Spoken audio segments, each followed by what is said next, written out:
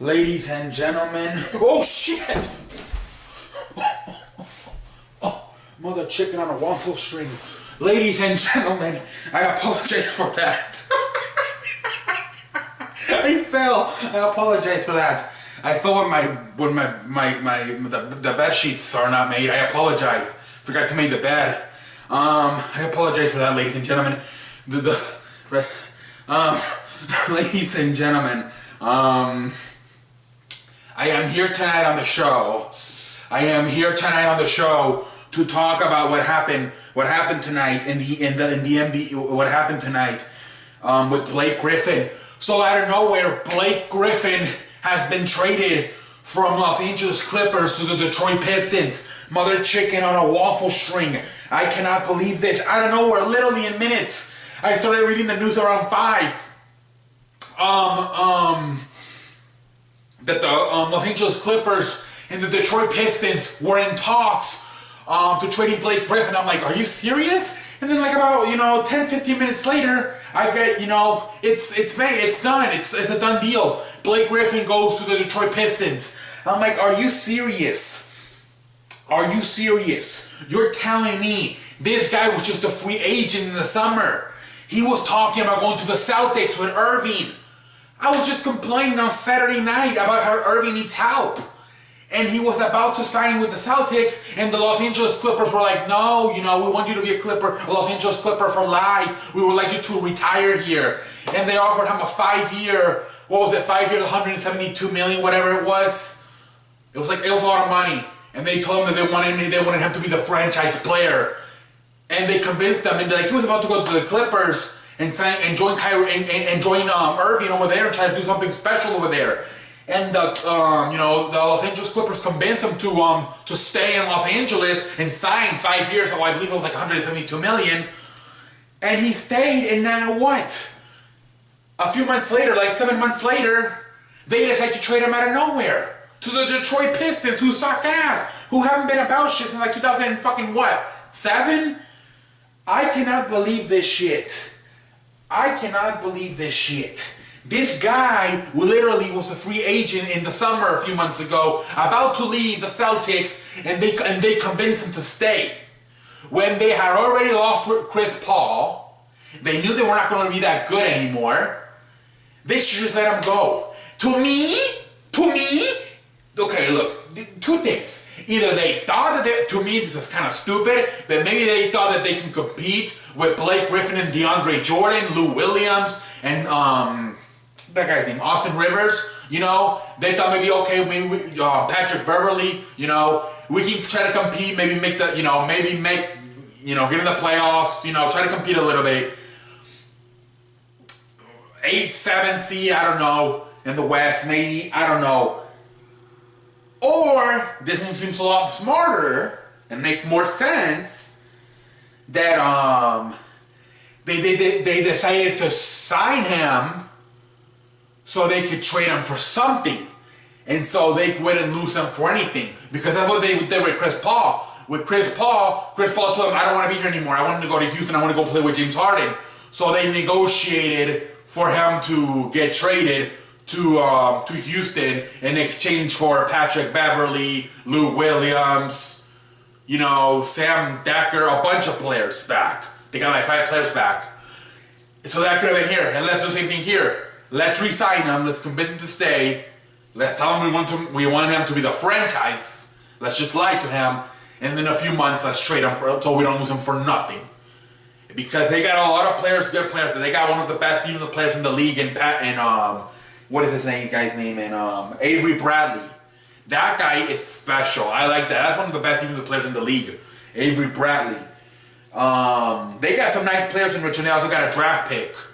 So I could see that. That would be very smart. It would be terrible for Griffin and for Blake Griffin and very mean. But as a businessman, Jerry West, is now doing a lot of their business stuff. It may be just a business move where they just decided to lie to him.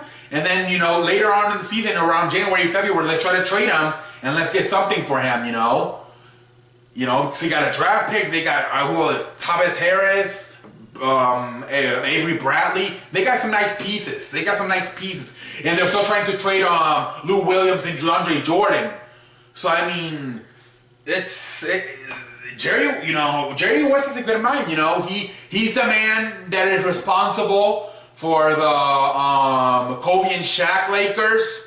He's the man that's responsible for the Warriors. You know, he's the one that helped them build that thing. You know, so I mean, you know, he's the one that helped them get Steph Curry. He's the one that helped them get Thompson, Draymond Green. He even helped convince Kevin Durant to leave the Thunder and go to the Warriors. You know, he told them, hey, you know, Kevin Durant did not know what to do, and Jerry West called him and told him, hey, yes, I understand, but look, you may have a longer career, longevity if you come here. And instead of having to break your ass, you know, having to score 35, 45, 55 points a night. Here, you don't have to do that. There's going to be some nights where you only have to score 20, 25, and you'll be fine. And you'll have more longevity. And he convinced, that was part of the reason why Kevin Durant decided to go to the Warriors, because Jerry West called him and convinced them. So he's responsible for a lot of things. You know, he's responsible for the whole Kobe and Shaq Lakers championship. And he's a lot responsible for this whole Warriors team that's dominating the league right now. This is a smart man, is Jerry West. He's a very smart man, Jerry West. And it wouldn't surprise me at all if he told him, re-sign him, tell him he's going to be the face of the franchise, and then in a few months, like Chris Paul, will trade him for assets, for pieces. And it wouldn't surprise me at all, because that's how Jerry West thinks, you know? He's a businessman, you know? And like I said, now they're trying to trade Lou Williams and DeAndre Jordan. We'll see what happens. But this really sucks for Blake Griffin. This really sucks. The Clippers, like I said, they got some pieces now. You know, they got some pieces from Chris Paul. They got some pieces for this one. They're looking to get more pieces for Lou Williams and DeAndre Jordan. This could be a faster turnaround. It usually takes it can take years. Look at the Sacramento Kings. Can take years. But when you have smart people like Jerry West running your franchise, the trends in the rebuilding process can be a lot faster. When you have smart people. You know, so look at the San Francisco 49ers. They look like they're coming back again pretty soon. With, you know, they got John Lynch, Kyle Shanahan. They look like they could possibly get back into the playoffs, you know.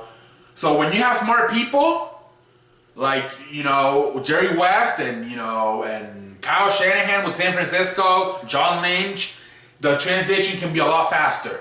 When you have stupid people that think you should cherry pick and only play with 4 guys defense and have the other guy on the other side of the court, like the Sacramento owner thinks, you're gonna take a long time to rebuild.